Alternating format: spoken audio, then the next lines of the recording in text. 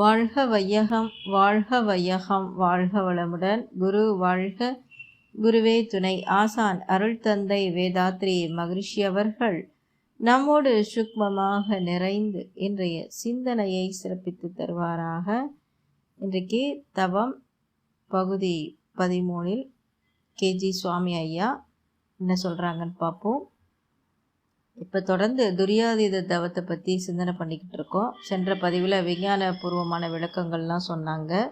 இங்கேயும் அதே போல் சில இடங்களில் சொல்கிறாங்க. துரியாதீத தவத்தில் நிலை பெற என்னெல்லாம் செய்யணும் அப்படிங்கிறத தான் இந்த பகுதியில் பார்க்க போகிறோம். இப்போ இந்த தவம் செஞ்சுக்கிட்டு இருக்கும்போதே சிலருக்கு நினைப்பு அற்ற நிலைக்கு போயிடுறாங்க. அப்போ சரியான நேரத்துக்கு தவத்தை முடிக்கணுமே, அப்போ அலாம் வச்சுக்கிட்டு தவம் செய்யலாமா அப்படின்னு ஒரு சில அன்பர்கள் கேட்டிருந்தாங்க ஐயாவை. அதற்கு ஐயா சொல்கிறாங்க, அலாரமெல்லாம் தேவையில்லை, இறைநிலையே நம்மளை அந்த சரியான நேரத்துக்கு எழுப்பி விடும்னு சொல்கிறாங்க. உடலுக்கு உடல் மறதி என்பது நிரந்தரமானது அல்ல. ஒரு குறிப்பிட்ட நேரத்தில் இரத்த ஓட்டம் வந்து எழுப்பிவிடும். ஆகவே அந்த நிலையை நீங்கள் அடைந்தீர்கள். ஆனால் கவலை இல்லாமல் செய்யுங்கள். என்ன ஆகுமோ ஏது ஆகுமோ என்று நீங்கள் அனுபவித்து இருப்பீர்கள். அன்பர்கள் பல பேர் வருவார்கள். நான் தேடிக்கொண்டே இருந்தேன். என்னைத்தான் தவம் செய்து கொண்டே இருந்தேனே, காணாமல் போய்விட்டேன், என்னாச்சு தெரியல, என்ன மறந்து விட்டேன், பயமா போய்விட்டது, அப்பப்போ எனக்கு என்னவோ ஆயிட்டது என்று முழித்து கொண்டு விடுவேன் என்று பல பேர் சொல்வார்கள். இந்த தத்துவம் உங்களுக்கு தெரிந்தது என்றால் அந்த நிலை வரும்போது மிரள மாட்டீர்கள். இந்த மாதிரி நமது அருள் தந்தை அவர்கள் சுத்தவெளி தத்துவத்தை கண்டுபிடித்தார்கள். அதுதான் இறைநிலை என்பதை கண்டுபிடித்தார்கள். அதை அடைவதற்கு நினைக்க வேண்டும் என்றும் கண்டுபிடித்தார்கள். அதை அடைவதற்கு அதை நினைக்க வேண்டும் என்றும் கண்டுபிடித்தார்கள். தெரிந்தாதானே நினைப்பதற்கு. உங்களுக்கு ஆவக்காய் ஊறுகாய் கதை சொன்னேன். நீங்கள் சரியாக ஃபாலோ பண்ணினீர்கள். ஒரு ஜப்பான்காரன் வந்து உட்கார்ந்திருந்தான் என்று வைத்து கொள்ளுங்கள். அவன் ஆவக்காய் ஊறுகாவை பார்த்ததே இல்லை, ஊறுகாயை சாப்பிட்டதும் இல்லை. அவனுக்கு நான் சொன்ன கதை எவ்வாறு ருசிக்கும்? முன்னே பின்னே ஊறுகாய் தெரிந்திருந்தால் தானே கற்பனை பண்ண முடியும். முன்னே பின்னே சுத்த வெளியை பார்த்திருந்தால் தானே சுத்த வெளியை நினைக்க முடியும். சுத்த வெளியாக ஆகிவிடலாம். இதுவரைக்கும் அந்த அனுபவம் கிடையாதே. நமது அருள் தந்தை அவர்கள் நினைக்கிறார்கள். அதனால் என்ன? நான் கொண்டு போய் விட்டுவிடுகிறேன். யாரை? சீடனை நான் கொண்டு போய் சுத்த வெளியில் விட்டுவிடுகிறேன் என்கிறார். அது எப்படி? அதற்கு டிக்கெட்டெல்லாம் வாங்க வேண்டாமா? அதெல்லாம் ஒன்றும் வாங்க வேண்டாம். என் கூடவே வாருங்கள், முரண்படாது என் கூடவே வாருங்கள். என் மனதோடு உங்கள் மனதை இணைத்து கொள்கிறேன். எந்த அளவுக்கு நினைக்க வேண்டும் என்றால், நான் வேறு சீடன் வேறு இல்லை என்ற அளவுக்கு நினைக்க வேண்டும் என்று கலந்து நினைக்க வேண்டும். அது சாதாரணமாக எல்லோருக்கும் வருமா? துரியாதீதம் டெக்னிக்கை யார் வேண்டுமானால் தெரிந்து கொண்டு யார் வேண்டுமானாலும் துரியாதீத தீட்சை கொடுத்து விடலாம் என்று நினைக்காதீர்கள். எல்லோருக்கும் வராது அந்த நிலை. காசு, பணம், மனைவி, மக்கள், இன்ப துன்பம் இதிலேயே கிடப்பவர்களுக்கு சீடனை தன் மனதோடு இணைத்து கொள்ள முடியாது. ஆகவே ஒரு அளவில் துறவு நிலை வேண்டும். உலகத்தை பற்றிய சிந்தனை குறைவாகவும் கடவுளை பற்றிய சிந்தனை அதிகமாகவும் ஆன்மீக நாட்டம், ஆன்மீக தேற்றம், அதில் முதிர்ச்சி, அதில் தேர்ச்சி உடையவர்களுக்குத்தான் சீடனை நினைத்து சீடனுடைய மனதை தன் மனதோடு இணைத்து கொள்ள முடியும். இப்பொழுது குருவின் மனம் வேறு, சீடனின் மனம் வேறு இல்லை என்று வந்து போனது. அப்பொழுது குரு என்ன நினைக்கிறாரோ சீடன் அதை நினைத்தாகணும். இரண்டு மனம் இல்லையே. குரு எதை அகக்காட்சியாக மனதால் பார்க்கிறாரோ அதை சீடன் அகக்காட்சியாக பார்த்து ஆக வேண்டும். இரண்டு மனம் இல்லை. குருவாகப்பட்டவர் மனதை இணைத்து கொண்டு சீடனின் மனதை இணைத்து கொண்டு சந்திரன், சூரியன், சக்திகளம் தாண்டி போகிறார். சிவகளத்தில் நிற்கிறார். யார் யார் நிற்கிறார்கள்? குருவும் சீடனும் நிற்கிறார்கள். அப்புறம் என்ன? பார்த்தாச்சு இல்லையா? இன்றைக்கு பார்த்ததை நாளைக்கு நினைச்சுக்கிட்டா சரியா போச்சு. தினம் வந்து குரு காட்டி கொடுக்க வேண்டும் என்ற அவசியம் இல்லை. மனதுக்கு ஒரு அனுபவம் இருக்குது. நேற்று சாப்பிட்ட இடியாப்பம் என்னமா இருந்தது? நல்லா இருந்தது. தேங்காய் பால் வேறு ஊற்றி இருந்தார்கள். மெல்லிய நூலாக. அடடா, அந்த சுவையை நான் எப்படி சொல்கிறது? சர்க்கரை வேறு தேங்காய் பாலில் போட்டிருந்தாங்க பாருங்க. இப்போது சாப்பிட்டீங்க. நீங்கள் இவ்வளவு நல்லா வர்ணனை பண்ணுறீங்க. பழைய அனுபவத்தை நினைவு கூர்ந்து அதை புதிய அனுபவமாக மாற்றிக்கொள்ளக்கூடிய நினைத்து கொள்ளக்கூடிய தன்மை மனதுக்கு இருக்கிறது. அதை வைத்து கொண்டு குரு ஒரு நாள் உங்களுக்கு துரியாதீதம் கொடுத்து விட்டால் போதும். எத்தனை நாள் வேண்டுமானாலும் அதை நினைத்து நினைத்து அதுவாக மாறி நீங்கள் சுத்த வெளியை துரியாதீத தவத்தை செய்யலாம். இதுதான் முறை. விஞ்ஞானம் தெரிந்ததால் நமது அருள் தந்தை அவர்கள் பிரபஞ்சத்தை எடுத்து சொல்லி கொண்டு, இந்த பிரபஞ்சம், இதற்கு 5 பூதம் இருக்கிறது, அது விஞ்ஞானம், யூனிவர்ஸ் என்பதை எடுத்துக்கொண்டு எல்லாம் சேர்ந்து ஒன்றாக இருக்கிறது என்று சொல்வார்கள். நமது பிரபஞ்சத்தை யூனிவர்ஸாக எடுத்துக்கொண்டு அது 2000 கோடி ஒளி ஆண்டு டயமீட்டர் இருக்கிறது என்று சொல்லி, எல்லைக்கு அப்பால் என்ன இருக்கிறது? இந்தியாவின் எல்லைக்கு அப்பால் என்ன இருக்கிறது? வடக்கு எல்லை நேபாளமா, திபெத்தா, என்னவோ ஒன்று இருக்கணுமே. அது என்ன? ஒன்றுமில்லை. ஒன்றுமே இல்லை என்றால் அதுதான் தெய்வம். ஒன்றுமே இல்லை என்று ஒரு பெயராக இருக்க முடியும்? மங்களமாக ஒரு பெயர் வைப்போமே. இறைவன், தெய்வம் என்று பெயர் வைத்திருக்கிறார்கள் தத்துவ ஞானிகள். ஆந்திவே ஒன்றை விட்டு விட்டு போய்விட்டோம். அதுதான் துவாதசாங்கம். துரியாதீத தவத்தில் சொல்லப்பட்டிருக்கும் துவாதசாங்கத்தை கடந்து போய் அப்பால் நின்று பார்ப்போமே. ஃப்ரண்ட்லிருந்து தெரிந்து கொள்ள வேண்டும். அதை பார்த்தாச்சு, அங்கிருந்து திரும்பி பார்ப்போம். துவாதசம் என்ற வார்த்தைக்கு 12 என்று அர்த்தம். அங்கம் என்றால் என்ன? இந்த கால பசங்களுக்கு தமிழே தெரிய மாட்டேங்குது. இது சமஸ்கிருதம். சங்கம் என்றால் உடல். சங்க லட்சணம் என்றால் உடம்பினுடைய அழகு. துவாதசாங்கம் என்றால் 12 உடம்பு என்று அர்த்தம். அப்படி நேராக அர்த்தம் பண்ணி கொள்ளக்கூடாது. உடம்புக்கு 12 அளவு மேலே என்று எடுத்துக்கொள்ள வேண்டும் என்று கேஜி சுவாமி ஐயா சொல்கிறாங்க. எல்லாவற்றையும் பூடகமாகவே சொல்வார்கள் ஆன்மீகத்தில். தெளிவாக பளிச்சென சொல்லியிருந்தால் ஆன்மீகம் மேலே வந்து இருக்கும்.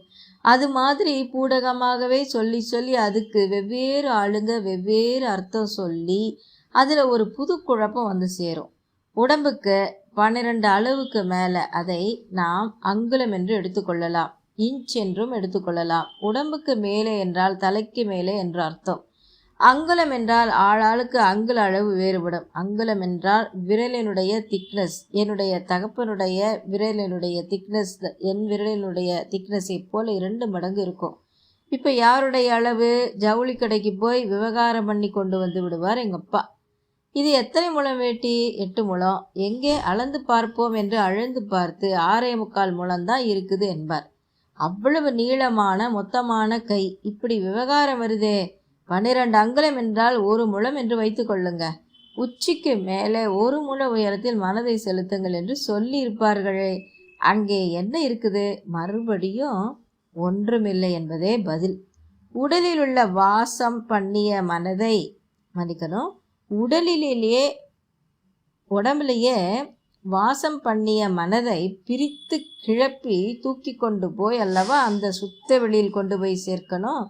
சாமானியப்பட்ட காரியமா அது? அதுக்கு சில ஸ்டெப்ஸை நாம் ஏற்படுத்தி விட்டோமானால் அந்த ஸ்டெப்ஸ் மேலே ஏறி போகலாம். அப்படி பார்க்கும்போது உடம்பு மனதில் வாசம் பண்ணி நீண்ட காலம் வாசம் பண்ணி சிநேகிதர்களாக போய்விட்டார்கள். இணை பிரியாத சிநேகிதர்களாக போய்விட்டார்கள். உடம்பும் மனதும் ஒருவரை விட்டு ஒருவர் பிரியவே மாட்டார்கள். நீங்கள் என்னதான் சூதுவாது பண்ணினாலும் அவர்களை பிரிக்கவே முடியாது. அப்படி இருக்கும்போது இந்த மனதை எப்படி அழைத்து கொண்டு போவது சுத்த வெளிக்கு? ஆகவே நமது அருள் தந்தை அவர்கள் யோசனை செய்கிறார்கள். நமது அருள் தந்தை அவர்கள் இளைஞராக இருந்த காலத்தில் 2வது உலக சண்டை வந்தது. அப்போ எல்லா இளைஞர்களையும் பிடித்து பிரிட்டிஷ் அரசாங்கம் பயிற்சி கொடுத்தார்கள். ஏஆர்பி ட்ரைனிங் என்று அதற்கு பெயர். ஏஆர்பி என்றால் ஆன்டி ரைடு ப்ரொடெக்ஷன். யுத்த காலத்தில் விமானத்தில் ஏறி தாக்கினார்கள் என்றால் நாம் நம்மையும் சமுதாயத்தையும் எப்படி காப்பாற்றுவது என்பதற்கு ஒரு பயிற்சி. அது அன்றைக்கு கொடுத்தாங்க. அதில் முதல் அறிவுரை என்னன்னா, குப்புறப்படுத்திக்கொள்வது. புலிக்கு பயந்தவர்கள் எல்லாமே மேலே விழுந்து படுத்துக்கொள்வது என்பது மாதிரி இல்லை. குப்புறப்படுத்து கொண்டு பாரு. அதாவது குண்டு போட்டு விட்டார்கள், கட்டிடமெல்லாம் உடைந்து போச்சு, ஆங்காங்கு தீ பற்றி எரிகிறது. குண்டு போட்டதனால் குண்டிலிருந்து ஏற்பட்ட புகை தீயினால் வேறு புகை, இந்த புகையில் அழுகுரல் கேட்கிறது, அதை போய் தூக்கி கொண்டு வர வேண்டும். ஒரு பெண்மணி அலறுகிறாள், அவர்களை அழைத்து கொண்டு வர வேண்டும். எது கட்டிடம், எது வாசல், எது தெரு என்றெல்லாம் ஒன்றும் தெரியாது. புகையினால் எல்லாம் மூடி புகையினால் மறைந்திருக்கும். எந்த கட்டிடம், எந்த வாசல், எந்த தெரு, இப்படி எதுவுமே தெரியாது இந்த புகை மண்டலம்.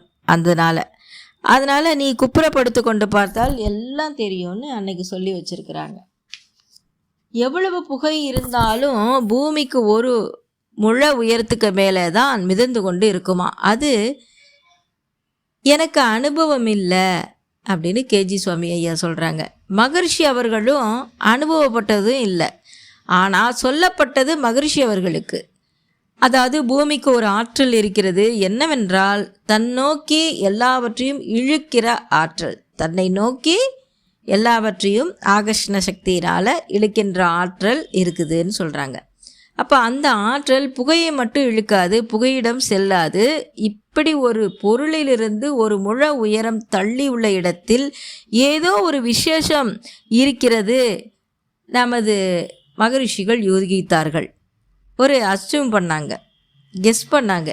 இந்த 12 அடி உயரத்துக்கு மேலே ஏதோ ஒன்று இருக்குது அப்படின்னு யோகம் பண்ணி உச்சிக்கு மேலே ஒரு முழ உயரத்தில் நினைத்து பார்த்தாங்க. என்ன இருக்குது? ஒன்றுமில்லை தான். ஒன்றுமில்லாத இடத்தை நினைத்து பார்த்தாங்களாம் சுவாமிஜி. அன்றைக்கு மனம் அங்கே நின்றுச்சான். ஏதாவது இருந்தால் தானே நினைக்க முடியும் என்று நினைத்து கொண்டிருந்தோம் அல்லவா, அது தவறாக போய்விட்டது. உச்சிக்கு மேலே ஒரு முழ உயரத்தில் நினைக்க முடியும். அங்கே இருக்கக்கூடிய அரூபத்தை நினைக்க முடியும். சுத்த வெளியை அல்ல, ஆனால் பொருளற்ற தன்மை, காற்று தான் இருக்கிறது. திங்ஸ், பொருள் எதுவும் இல்லை. உச்சிக்கு மேலே ஒரு முழ உயரத்தில் நினைத்தால் இந்த உடலை மறந்துவிட்டு மனம் வெளியே போய்விடுகிறது இல்லையா? ஆனால் ஒரு முழத்துக்கு மேலே நினைக்க முடியாது, இழுத்து விடும் இந்த உடம்பு. என்ன உடம்பு?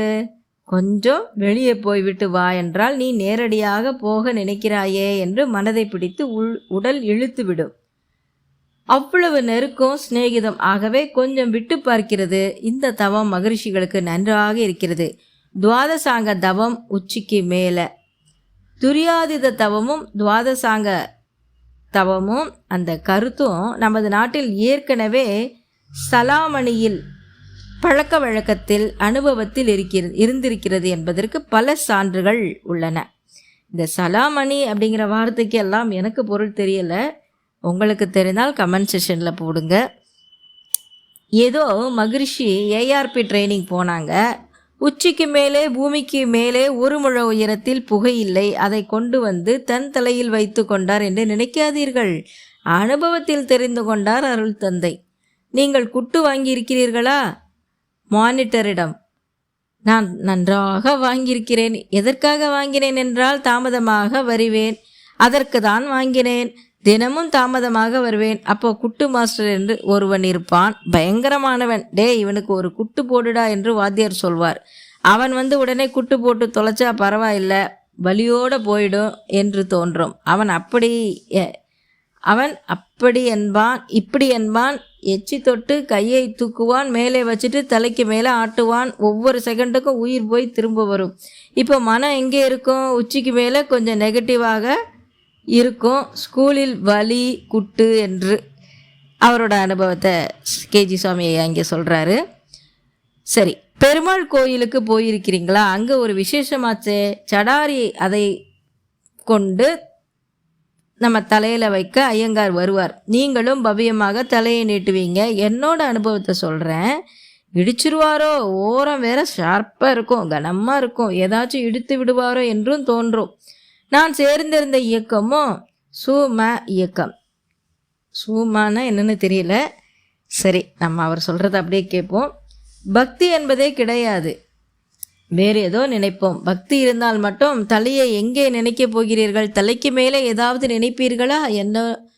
என்னமோ தெய்வீகமான உணர்வு ஒன்று வருமே, அதுதான் துவாதசாங்க அனுபவம்.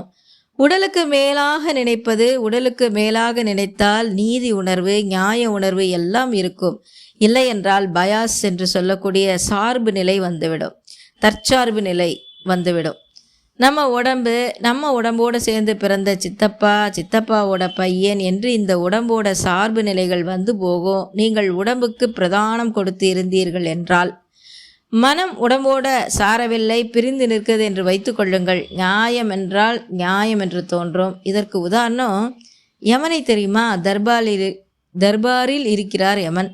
அப்போது ஒவ்வொரு ஜீவனாக பிடித்து நிறுத்துகிறார்கள். அதில் ஒரு பெண்ணும் இருக்குது, ஒரு குழந்தையும் இருக்குது. ஐயோ பாவம் என்று யமன் நினைக்கலாமா? அதெல்லாம் நினைக்கக்கூடாது. நியாயம் என்றால் நியாயம்தான். இந்த உடலை பற்றிய நினைவு இருந்தால்தான் அந்த சார்பு வரும். உடலை பற்றிய நினைவு அந்த நேரத்தில் வரக்கூடாது. அதற்காக என்ன பண்ணினார்கள் தெரியுமா? யமனுடைய உச்சந்தலைக்கு மேலே ஒரு குறிப்பிட்ட உயரத்தில் ஒரு வாள், கூர்மையான வாளை கட்டி தொங்க விட்டிருப்பார்கள்.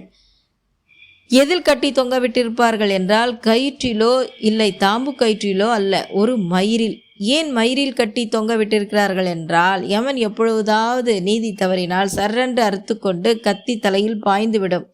குடலெல்லாம் பொத்துக்கொண்டு கீழே விழுந்து விடுவான். அப்படி ஒரு சிஸ்டம் ஏற்பாடு பண்ணியிருந்தார்கள். இது ஒரு கற்பனையான கதை, கருத்து மட்டும் நீங்கள் எடுத்துக்கொள்ளுங்க அப்படின்னு கேஜி சாமி ஐயா சொல்கிறாங்க. இந்த கத்திக்கு பயந்து கொண்டு நியாயத்தை எடுத்து சொல்வார். யமனுடைய நினைவு எங்கே இருக்கும்? கத்தியிலேயே இருக்கும். பழக்க வழக்கத்திலும் இதை கொண்டு வந்தார்கள். கரகம் ஆடுகிறார்களே, அவர்களுக்கு கரகம் ஆடுகின்ற போது மனம் எங்கே இருக்கும்? கரகத்தில தானே இருக்கும். கரகம் எங்கே இருக்கும்? உச்சிக்கு மேலே ஒரு முழ உயரத்தில். இன்னும் விட்டு போன பழக்க வழக்கங்களை சொல்கிறேன். கிராமத்தில் பெண்கள் நல்ல தண்ணீர் எடுப்பதற்காக தொலைதூரம் செல்வார்கள். அங்கேதான் நல்ல தண்ணீர் கிடைக்கும். எத்தனை நடை நடக்கிறது என்று இடுப்பு குடத்துக்கு மேலே ஒரு சொம்பு, கையில் ஒரு சொம்பு, தலையில் ஒரு பானை. இந்த பெண்ணுடைய மனம் எங்கே இருக்கும்? கையில் இருக்கும் சொம்பிலா, அல்லது இடுப்பில் இருக்கும் குடத்திலா, அல்லது தலையில் இருக்கும் பானையிலா? தலையில் இருக்கும் பானையில்தான். ஏன்? கொஞ்சம் பேலன்ஸ் தவறி போச்சுன்னா என்ன ஆகும்? அதை விட மோசமான ஒன்று தலையில் இருக்கும்.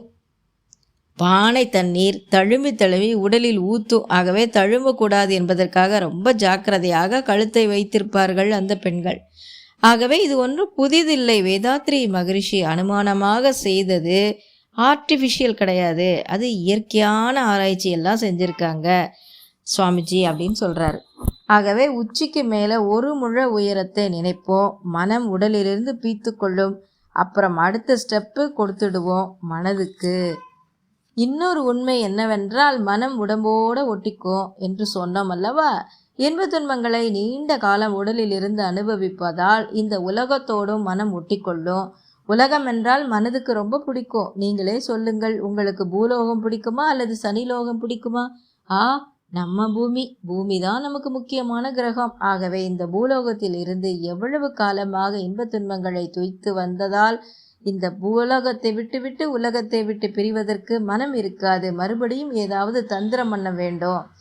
பூலோகம் அதை விட்டு வெளியே போக வேண்டும். நான் ஒன்று சொல்கிறேன், அது பூலோகமா? இல்லை, வேறு லோகமா?